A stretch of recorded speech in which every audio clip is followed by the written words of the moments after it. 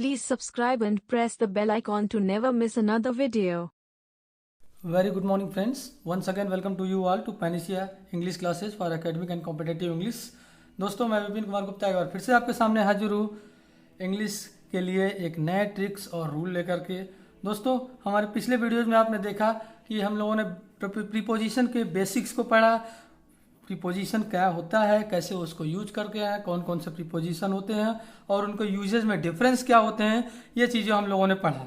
दोस्तों इस वीडियो में प्रीपोजिशन पार्ट 2 में हम लोग पढ़ेंगे कुछ ट्रिक्स के बारे में कि प्रीपोजिशन के ट्रिक्स कैसे हमारे कॉम्पिटिटिव एग्जाम्स में यूज होते हैं, और हम लोग प्रीपोजिशन से रिलेटेड कुछ क्वेश्चंस देखेंगे कि किस किस तरह के क्वेश्चंस प्रीपोजिशन से रिलेटेड आपके कॉम्पिटिटिव एग्जाम में पूछे जाते हैं। दोस्तों आप जानते होंगे बहुत अच्छी तरह से प्रीपोजिशन एक ऐसा टॉपिक है जिससे मोस्टली कॉम्पिटिटिव एग्जाम में क्वेश्चंस बनते हैं, चाहे वो फिल इन द ब्लैंक्स रूप में बने, और मोस्टली जो बनते हैं वो बनते हैं कॉमन एरर से रिलेटेड। तो दोस्तों इस अपने वीडियो में आज हम लोग देखेंगे प्रीपोजिशन से रिलेटेड ट्रिक्स, जो कि रूल्स और यूजेज हम लोग पिछले वीडियो में देख चुके हैं प्रीपोजिशन पार्ट 1 में। अब ये प्रीपोजिशन पार्ट 2 में हम लोग उसके ट्रिक्स और उसके कुछ एग्जाम्पल्स देखेंगे जो जनरली आपके कॉम्पिटिटिव एग्जाम्स में पूछे जाते हैं। तो पहले दोस्तों कुछ ट्रिक्स देखते हैं कि जनरली कैसे इसको यूज करते हैं।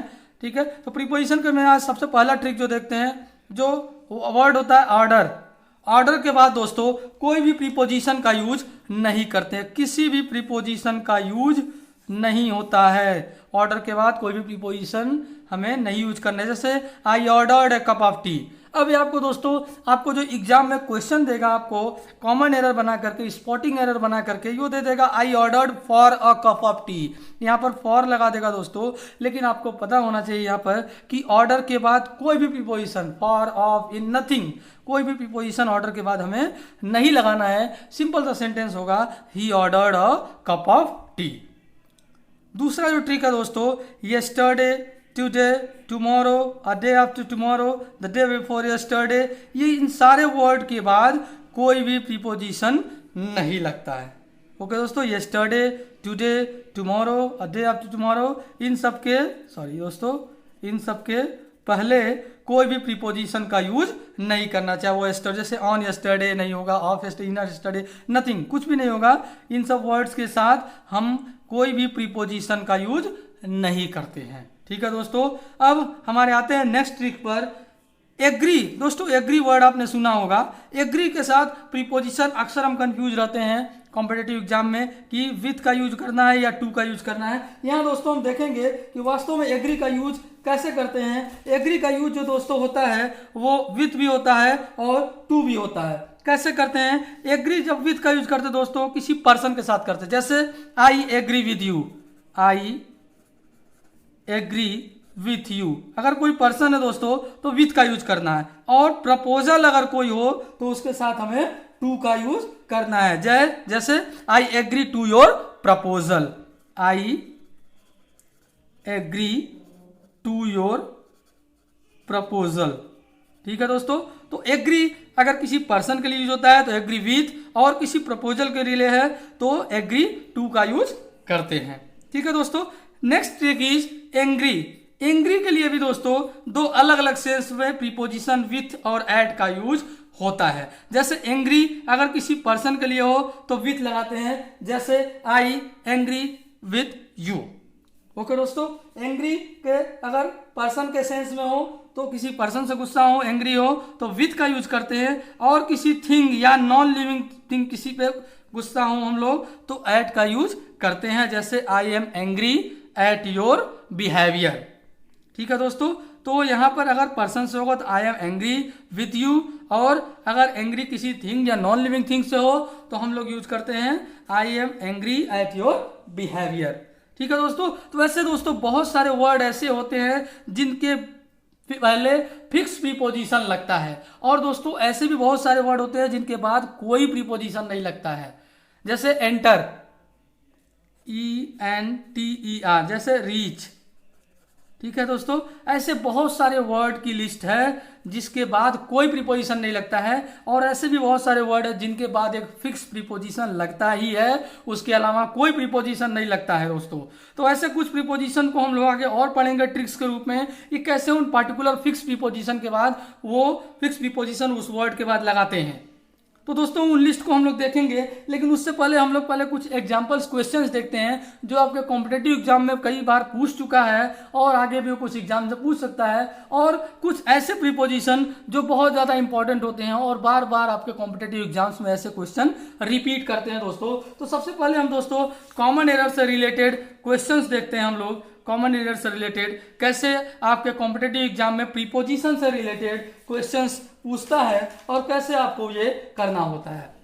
तो ठीक है दोस्तों, देखते हैं सबसे पहला question. They walked beside each other in complete silence, no error. 5 parts है दोस्तों। तो कॉमन एरर का क्वेश्चन हम लोग पहले भी दोस्तों देख चुके हैं अलग अलग टॉपिक से रिलेटेड। अब ये कॉमन एरर जो स्पॉटिंग एरर का जो रिलेटेड से आपका क्वेश्चन ये है, ये प्रीपोजिशन से रिलेटेड है दोस्तों। प्रीपोजिशन से रिलेटेड क्वेश्चन जो हम देखते हैं, दे वॉक्ड 5 पार्ट्स हैं, besides each other in complete silence, no error. ठीक है दोस्तों, तो देखते हैं they walked beside. Use of beside और बिसाइड दोस्तों हम लोगों ने अपने पिछले वीडियो में पढ़ा था, बिसाइड और बिसाइड्स। मैंने बताया दोस्तों बिसाइड माने होता है बगल में, बाय द साइड ऑफ, और बिसाइड्स माने होता है के अतिरिक्त, के अलावा या इन एडिशन टू।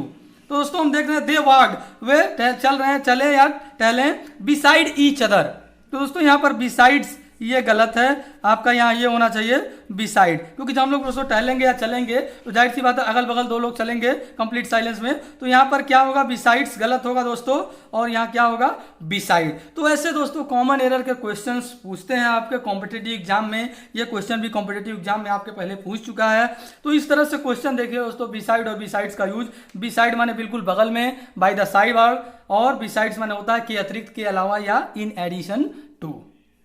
दूसरा क्वेश्चन देखते हैं दोस्तों। The mother brought the chocolates and distributed them between her 5 children, no error. 5 parts है, फिर से देखते हैं mother brought the chocolates and distributed them between her 5 son. देख सकते हैं दोस्तों, हम लोगों ने पिछले वीडियो में बिटवीन और अमंग का यूज पढ़ा था। मैंने बताया था between it is use for 2 person और 2 things and among is use for more than 2। तो देख सकते हैं अगर 5 चिल्ड्रन दोस्तों, तो ये 2 से ज्यादा है, इसलिए यहां पर बिटवीन नहीं बल्कि क्या लगाएंगे, जल्दी बोलिए, एमंग। एमंग का यूज करना हमें, क्यों, क्योंकि यहां पर 5 चिल्ड्रन की बात हो रही है और हम लोग पढ़ चुके हैं बिटवीन केवल 2 वस्तुओं या 2 चीजों के लिए, 2 लोगों के लिए लगता है, और एमंग का यूज मोर देन 2 के लिए यूज होता है, तो यहां पर एमंग हो जाएगा।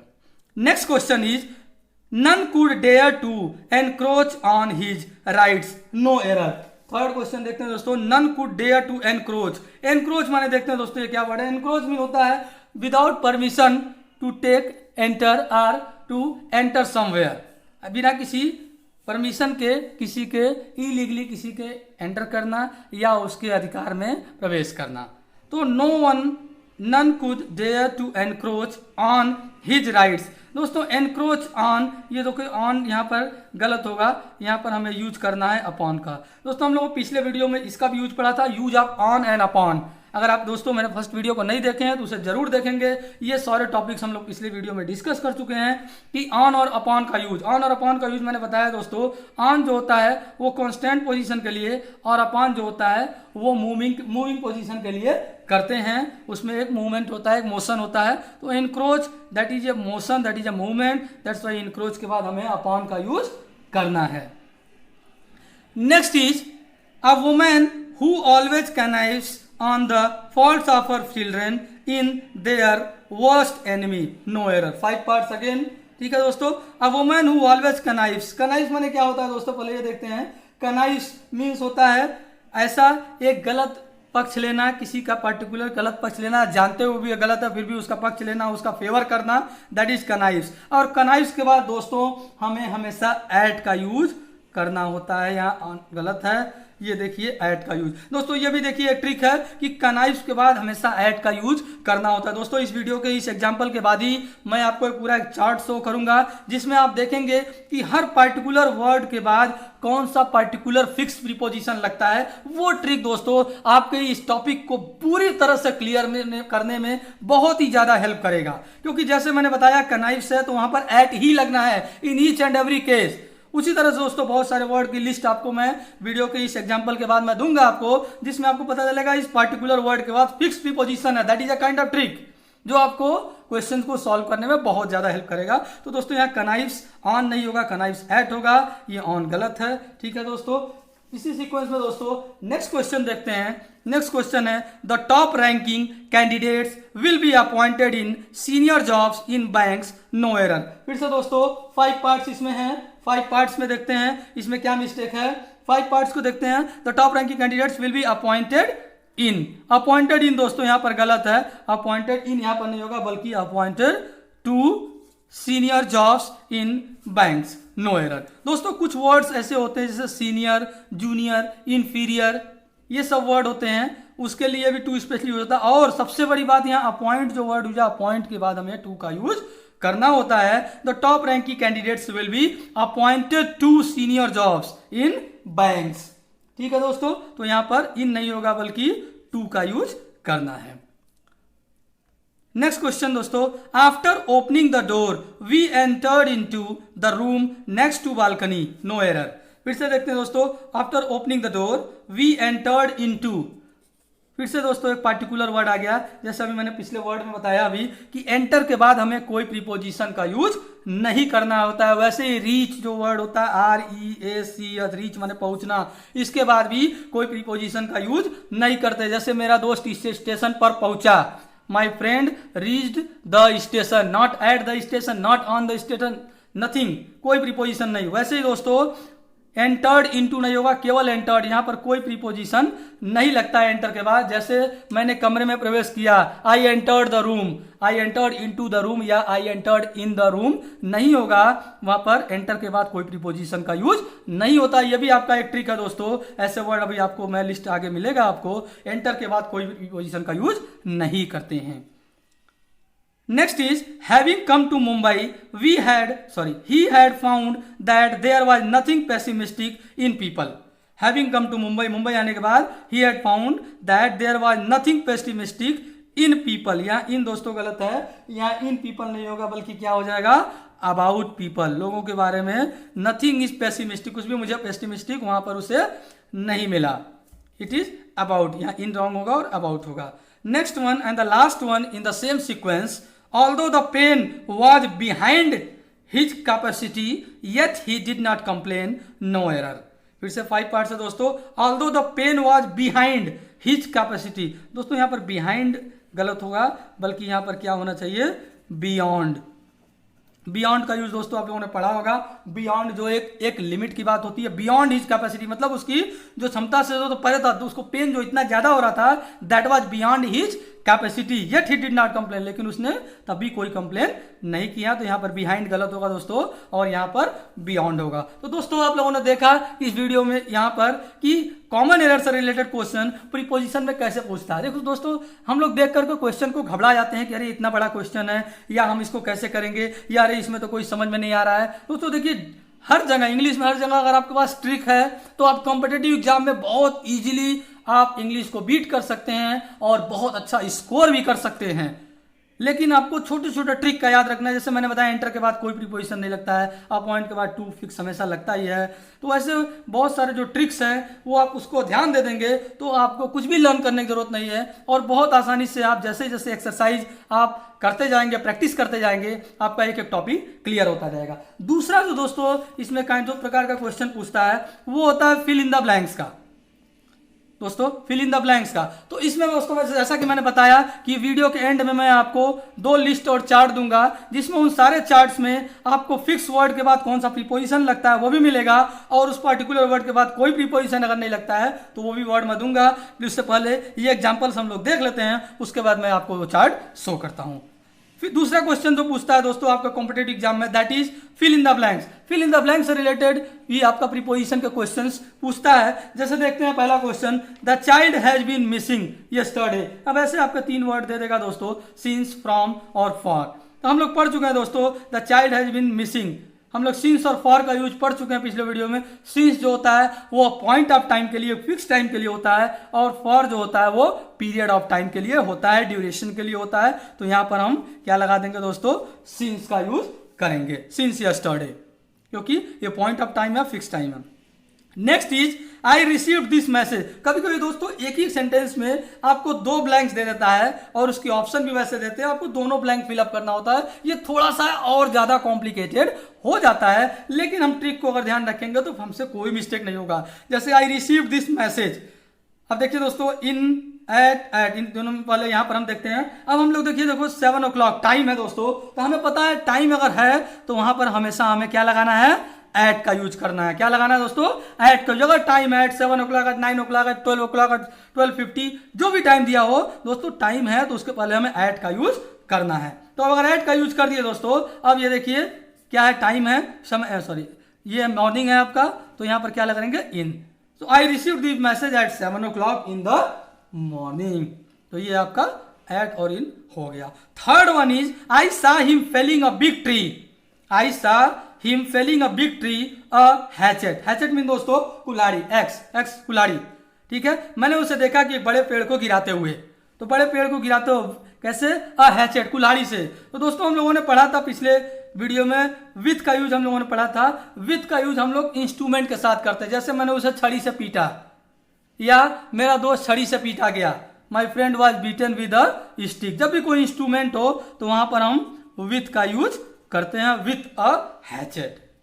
Next is dash Peter and John. दोस्तों जब शुरुआत में ही ब्लैंक्स मिल जाता है तो थोड़ा सा हमें सेंटेंस का मीनिंग निकालने में प्रॉब्लम होता है, क्योंकि स्टार्टिंग में ही हमें मीनिंग नहीं निकाल पाते। लेकिन देखिए तो कैसे निकालते हैं, Peter and John there were 3 other boys present. अब बिसाइड्स इन एडिशन टू, देखिए दोस्तों यहाँ पर बिसाइड्स लगाएंगे, कैसे लगाएंगे मैं आपको बताता हूं। Besides Peter and John, beside और बिसाइड का जो हम लोगों ने पढ़ा, बिसाइड्स मीन के अतिरिक्त, के अलावा। पीटर और जॉन के अलावा there were 3 other boys present. Peter और जॉन के अलावा वहां 3 और बॉयज प्रेजेंट थे। तो अलावा क्योंकि इस बिसाइड माने बगल में होता है, ठीक है दोस्तों, इसलिए यहां पर हम लोग बिसाइड्स, पीटर और जॉन के अतिरिक्त, पीटर और जॉन के अलावा वहां पर 3 और बॉयज प्रेजेंट थे। लास्ट वन इज दोस्तों ही was stabbed dash or lunatic dash a dagger. Once again there are 2 blanks my friend. Okay, तो अब देखते हैं पहले he was stabbed, he was stabbed यहां पर हो जाएगा दोस्तों by a lunatic। lunatic माने eccentric, half mad, आधा पागल, सन की। lunatic मीन सन की या आधा पागल। he was stabbed, stabbed माने होता है दोस्तों चाकू भोंकना। stabbed, he was stabbed by a lunatic, ठीक है, विथ अ डैगर। फिर से देखिए दोस्तों इंस्ट्रूमेंट, डैगर माने होता है खंजर, हथियार, वेपन। डैगर माने होता है खंजर या हथियार। तो यहां पर फिर से इंस्ट्रूमेंट आ गया, इसलिए हम लोगों विथ का यूज करते हैं। He was stabbed by a lunatic with a dagger. तो ठीक है दोस्तों, तो देखा आप लोगों ने कि जैसे आपको देखने में कंफ्यूजन तो होता है, प्रीपोजिशन सबसे ज्यादा कंफ्यूजिंग करने वाला, कंफ्यूज करने वाला टॉपिक है दोस्तों।